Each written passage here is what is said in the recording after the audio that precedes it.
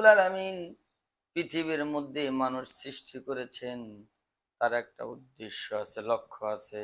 আল্লাহ পাকের কোরআন বলতেছেন, মা খলাকুতুল জিন্না ওয়াল ইনসা ইল্লা লিয়াবুদুন।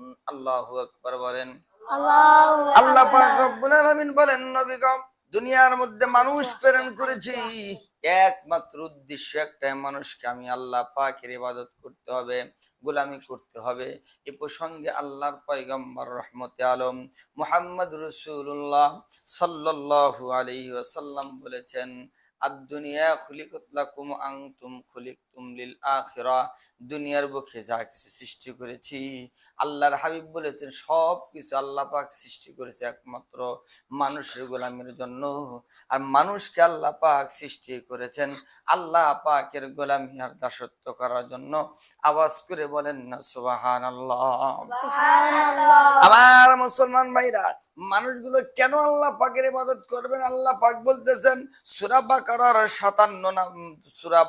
27 নম্বর আয়াত, আল্লাহ পাক বলতেছেন, কাইফা তাকফুরুনা বিল্লাহি ওয়া কুনতুম আমওয়াতান ফাআহইয়াকুম সুম্মা ইউমীতুকুম সুম্মা ইহয়ীকুম সুম্মা ইলাইহি তুরজাউন। যেরকম আল্লাহু আকবার। আমার মুসলমান ভাইরা, আল্লাহ পাক বলেন, আমি আল্লাহ পাক নিজেই আশ্চর্য হইয়া যাই, মানুষকে আমি আল্লাহ পাক সৃষ্টি করেছি, মানুষ কেমনে আমি আল্লাহ পাকের সঙ্গে নাফরমানি করে, কেমনে আমি আল্লাহ পাককে ভুলে যাই। আল্লাহ পাক বলতেছেন, নবী গো, মানুষ সৃষ্টি হওয়ার আগে তো সে কিছুই ছিল না, আমি আপনি দুনিয়াতে এসেছি, এই দুনিয়াতে আসার পূর্বে তো বন্ধু আমি আপনি কিছুই ছিলাম না। আল্লাহ পাকের কোরআন বলতেছেন, হাল আতা আলাল ইনসানি হিনুম মিনাদ দাহরি লাম ইয়াকুন শাইআম মাযকুরা। আল্লাহ পাক বলতেছেন, নবী গো, মানুষ সৃষ্টির পূর্বে সে কি ছিল? কিছুই ছিল না। আমি আর আপনি এক ফোঁটা নাপাক পানির থেকে তৈরি। এ বন্ধু, আল্লাহ পাকের পয়গম্বর বলছেন, সাহাবীরা শোনো।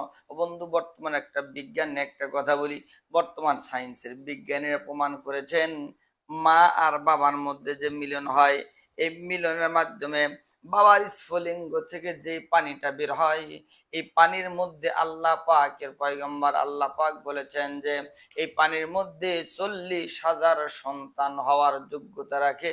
আওয়াজ করে বলেন না সুবহানাল্লাহ।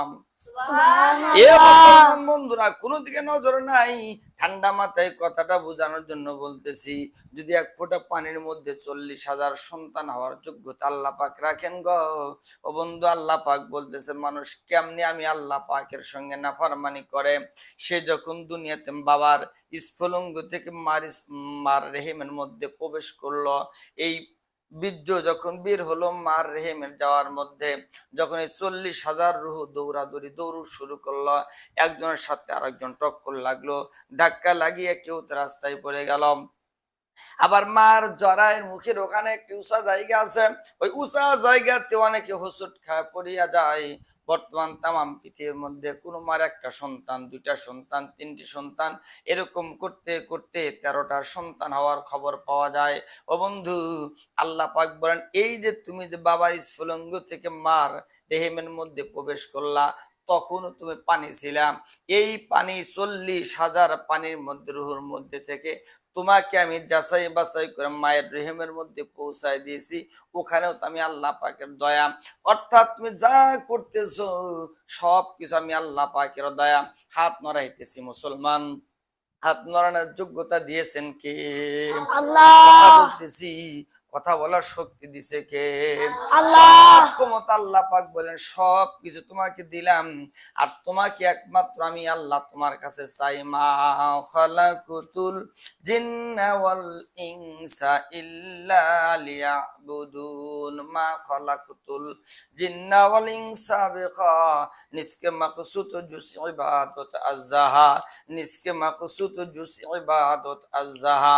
আল্লাহ পাকের পয়গম্বর বলতেছেন, সাহাবীরা শোনো, আল্লাহ পাক বলতেছেন মানুষ সৃষ্টি করেছি আমি আল্লাহ পাক, একমাত্র আমি আল্লাহ পাকের গোলামি করার জন্য।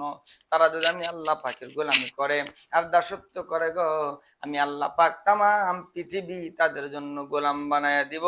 জোরে জোরে কন্যা সুবহানাল্লাহ। সুবহানাল্লাহ। এ মুসলমান বন্ধুরা, গভীর ভাবে মনোযোগ, কোন দিকে নজর নাই। একটা জিনিস বোঝানোর জন্য বলি গো মুসলমান, এই যে বাংলাদেশ একটা দেশ, এইরকম 29টা দেশ যদি একত্রিত করেন তাইলে ইন্ডিয়া ভারতের সমান সমতুল্য হয়। আবার লিখছে যেরকম যদি 59টা দেশ একত্রিত করেন তাইলে আমেরিকার মতো একটা বড় একটা দেশ হয়। অন্যান্য রাষ্ট্রের চাইতে বাংলাদেশ ছোট না বড়? একদম ছোট্ট একটা দেশ। এবং এই ছোট্ট দেশের মধ্যে আপনাদের কুড়িগ্রাম নাম একটা জেলা, এই কুড়িগ্রাম জেলার মধ্যে রাজীবপুর একটা থানা, এই থানার মধ্যে আপনাদের একটা গ্রাম, এই গ্রামে হাজার মানুষের মধ্যে থেকে আপনি একজন মানুষ। আমার তো মাঝে মধ্যে মনে হয় আল্লাহ, আমি তো তোমার সৃষ্টির তুলনায় কিছুই না, আমি কি তোমার নজর আছে কিনা আমি জানি না। এবং কিতাবের মধ্যে লেখছে, বর্তমান সায়েন্সের বিজ্ঞানীরা একটা কথা বলেছেন, এই পৃথিবীর চাইতে, এই পৃথিবীর চাইতে ওই সূর্যটা 13 লক্ষ গুণ বড়। সুবহানাল্লাহ খান। সুবহানাল্লাহ। এই পৃথিবীর চাইতে সূর্য যদি 13 লক্ষ গুণ বড় হয়, আর এই সূর্যের চাইতে 27 লক্ষ গুণ বড় আছে একটা তারকা। সুবহানাল্লাহ খান। এই সুবহানাল্লাহ। সূর্যের চাইতে 27 লক্ষ গুণ বড় একটা তারকা আল্লাহ পাকের। আল্লাহ পাক বলতেছেন মানুষ তোমরা আমার চেনো না কেমনে? কেন চেনো না? এই সূর্য চাইতে 27 লক্ষ গুণ বড় একটা তারকা। আর একটি তারকার আরো এমনও কিছু তারকা আছে, এমনও কিছু তারকা আছে ব্ল্যাক হোল, এরকম একসাথে শত শত তারকা গিলে ফেলবে, এরকম ব্ল্যাক হোল আল্লাহ পাক সৃষ্টি করেছেন। আল্লাহ পাক বলতেছেন সাত আসমান সাত জমিন বানাইছি লিল্লাহি মা ফিস সামাওয়াতি ওয়া মা ফিল আরদি। আমি আল্লাহ পাক আসমান জমিন বানাইছি। এ বন্ধু একটা প্যান্ডেল আপনার করেছেন, এই প্যান্ডেল করতে গেলে শত শত লাইট দিয়েছেন, শত শত খুঁটি দিয়েছেন। আর এই যে আল্লাহ বিশাল আসমান বানাইছে, এই আসমানের মধ্যে কোনো একটা খুঁটি নাই। জোরে জোরে কন্যা সুবহানাল্লাহ। সুবহানাল্লাহ। এজন্য বন্ধু একটা কথা বলতে চাই, আল্লাহ পাক বলতেছেন মানুষ তোমরা আমি আল্লাহ পাকের গোলামি করবা। আর তোমরা যদি আমি আল্লাহ পাকের গোলামি করো, আমি আল্লাহ পাক তোমাকে দুনিয়ার মধ্যে যা কিছু আছে সব কিছু আমি আল্লাহ পাক তোমার গোলাম বানায় দিব। জোরে জোরে কন্যা সুবহানাল্লাহ। এই প্রসঙ্গে ছোট্ট একটি কথা বলি ও বন্ধু, আমরা যখন মাদ্রাসায় পড়ি, পান্ডে নামে একটা কিতাব পড়ছি মিজানের মধ্যে, এই কিতাবের লেখক শেখ ফরিদুদ্দিন আখতার রহমতুল্লাহ আলাই, ওনার জীবনীতে আসছে আল্লাহর ওলি শেখ ফরিদুদ্দিন আখতার রহমতুল্লাহ আলাই সকালবেলা ঘুম থেকে উঠিয়ে বাজারে গেছে। একজন মানুষ আল্লাহর ওলিকে বলতেছে হজরত অফিস সাহেব, আপনার স্ত্রী, আপনার আহলিয়া, আপনার বউ আপনাকে বাজার থেকে খড়ি নিয়ে যাওয়ার জন্য, বাসায় নিয়ে যাওয়ার জন্য বলছে। আল্লাহর ওলি শেখ ফরিদুদ্দিন আখতার রহমতুল্লাহ বাজারে গেছে, আল্লাহর ওলি মুসলমান পাগল হইয়া গেছে, পাগল হইয়া রাস্তার দিকে রওনা করছে। বিবি যেহেতু বলছে খড়ি তো আমাকে নিতে হবে, আর খড়ি যদি না নেই, লাকড়ি যদি না নেই রান্না হবে না, রান্না যদি না হয় আমি কেমনে, চুলায় আগুন না জ্বললে কেমনে আমরা খাবো? ও বন্ধু, রাজীবপুরের মুসলমান, কুড়িগ্রামের মুসলমান, কোনো দিকে নজর নাই। ঠান্ডা মাথায় একটা কথা আপনাদের বুঝাই দিয়ে যাই, দিলের কান দিয়ে কথাগুলো শ্রবণ করবেন। আল্লাহর ওলি যে মাত্র আস্তে আস্তে রওনা হইয়া গেছি, ও বন্ধু, যাইতে যাইতে বন্ধু একটা একটা কুড়াল হাতে নিছে, কুড়াল হাতে লই একটা জঙ্গলের মধ্যে প্রবেশ করছে। ও বন্ধু, জঙ্গলের মধ্যে প্রবেশ করার পরে এতগুলো খড়ি কাটছে, লাকড়ি কাইটা, লাকড়ি বোঝাইটা মাথা, লাকড়ির বোঝাটা মাথায় লইয়া আল্লাহর ওলি রাস্তার দিকে রওনা হইছে। একটা কদম উঠায় বলে লা ইলাহা ইল্লাল্লাহ, আর একটা কদম উঠায় বলতেছে মুহাম্মদ রাসূলুল্লাহ। এ বন্ধু মুসলমান কিতাবের মধ্যে রাখে, বেশ কিছু দূর যাওয়ার পরে বিশাল বড় একটা বাঘ আল্লাহর ওলির সামনে উপস্থিত, এরকম বড় হা করছে। আল্লাহর ওলি বন্ধু চোখ থেকে পানি জড় করে ছেড়ে দিছে। আল্লাহ, বাঘ কি বলেন তো ভাই, বাঘ কি মানুষকে খায় না সালাম দেয়? বাঘ তো মানুষকে খায়া ফেলায়। আল্লাহর ওলি বন্ধু কাদের মধ্যে একটা রুমাল ছিল, আস্তে করে জমিনের মধ্যে পাড়িয়া দিছে। আল্লাহর ওলি যেই মাত্র রুমালটা জমিনের মধ্যে পাড়ায় নামাজের মধ্যে যায় নামাজ বানায় নামাজে দাঁড়ায় গেছে। ও বন্ধু, 2 রাকাত নামাজ পড়িয়া আল্লাহর গোলাম হাত বাড়ায় দিছে, মালিক তুমি তো বলেছো ফাযকুরুনি আযকুরুকুম, তোমরা আমাকে স্মরণ করো বান্দা, আমি তোমাকে স্মরণ করব। ও ক্বালা উদউনি আস্তাজিব লাকুম, বান্দা তুমি আমার কাছে চাও তোমাদের দিয়ে দিব। ইন্নাল্লাহা লা ইখলিফুল মিয়াদ। আল্লাহ পাকের কোরআন বলতেছেন আমি আল্লাহ পাকের ওয়াদা মিথ্যা না, সত্য, তোমরা যা চাইবে আমি আল্লাহ পাক দিয়ে দিব। বন্ধু কিতাবের মধ্যে লেখে যেই মাত্র আল্লাহর ওলি চোখের পানি ছাড়িয়া আল্লাহকে ডাক দিছে, যেই মাত্র চোখের পানি ছাড়িয়া ডেকে বলে আল্লাহ এই জঙ্গলের মধ্যে তুমি ছাড়া কিন্তু কেউ নাই, বাঘ বুঝিবার আমারে কামড় দেয়, মোনাজাত শেষ হয় নাই বন্ধুর আগেই বন্ধু বাঘ আল্লাহকে ডেকে বলে আল্লাহ জবানটা খুলে দাও, তোমার বন্ধুর সঙ্গে 2টা কথা বলি। সুবহানাল্লাহ। এ বন্ধু কিতাবের মধ্যে লেখে যেই মাত্র বাঘ আল্লাহকে ডেকে বলে মালিক জবানটা খুলিয়া দাও রে আল্লাহ, তোমার ওলির সঙ্গে 2টা কথা বলি। বন্ধু সূরা বাকারা 257 নম্বর আয়াত, 3য় পারা 2য় নম্বর পৃষ্ঠার 1ম আয়াতের ছোট্ট একটু অংশ আপনাদের মাঝে তেলাওয়াত করছি। আল্লাহ পাক ইরশাদ করেছেন আল্লাহু ওয়ালিউল্লাযিনা আমানু ইয়াখরিজুহুম মিনাজ যুলুমাতি ইলান নূর। বলেন না আল্লাহু আকবার। আল্লাহু আকবার। আল্লাহ পাক দিয়ে বলতেছে যে সমস্ত মানুষগুলো আল্লাহ ওয়ালা হয়ে যাবে, যে সমস্ত মানুষগুলো আমি আল্লাহ পাকের প্রতীক হইয়া যাবে, পথের প্রতীক হইয়া যাবে, ওই সমস্ত মানুষদেরকে আমি আল্লাহ পাক সাহায্য করব। দেখেন না ভাই কেমনে আল্লাহ পাক সাহায্য করতেছে। যেই মাত্র বন্ধু বাঘ আল্লাহকে ডেকে বলছে আল্লাহ জবানটা খুলিয়া দাও 2টা কথা বলি, তোমার ওলির সঙ্গে 2টা কথা বলি।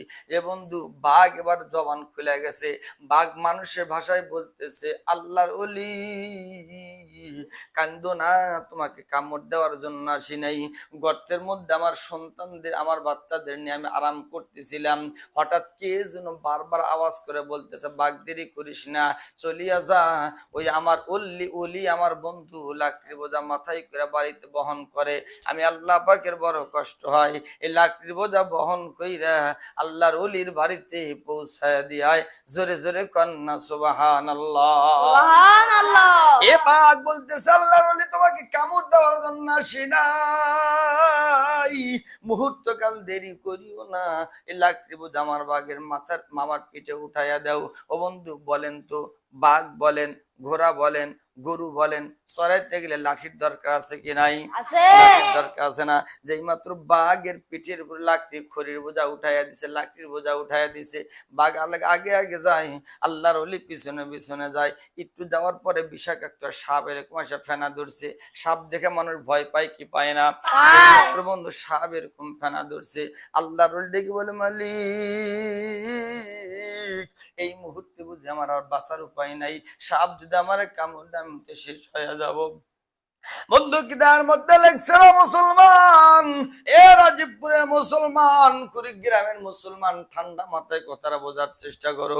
আল্লাহ পাক বলছে আল্লাহু ওয়ালিউল্লাযিনা আমানু, তোমরা আল্লাহ ওয়ালা হয়ে যাও, নেককার পরহেজগার ওয়ালা হয়ে যাও, আমি আল্লাহ পাক তোমাদের সাহায্য করব। যেই মাত্র আল্লাহর ওলি চোখের পানি ছাড়িয়ে আবার নামাজের মধ্যে যখন মনে হাত বাড়াইছে, সাপ আল্লাহকে ডেকে আল্লাহ জবানটা খুলে দাও, তোমার বন্ধুর সঙ্গে 2টা কথা বলি। সুবহানাল্লাহ বলে না? এই মাত্র সাপ আল্লাহকে ডেকে বলে আল্লাহ জবানটা খুলে দেওয়ার মালিক তোর বন্ধুর সঙ্গে 2টা কথা বলিয়া দিয়া যাই। এই মাত্র সাপের জবান খুলে গেছে, সাপ ডেকে বলতেছে আল্লাহর ওলি টেনশন করিও না, তোমাকে কামড় দেওয়ার জন্য আসি নাই, আমি গর্তের মধ্যে আরাম করতেছিলাম, কে যেন বারবার ডেকে ডেকে বলে দিল এই আল্লাহ এই সাপ তুমি মুহূর্তকাল দেরি করিও না চলিয়া যাও, আল্লাহর ওলি বাঘ তাড়াইতেছে, বাঘ তাড়ানোর জন্য চাবুকের দরকার, জলদি যাও, আল্লাহর ওলির হাত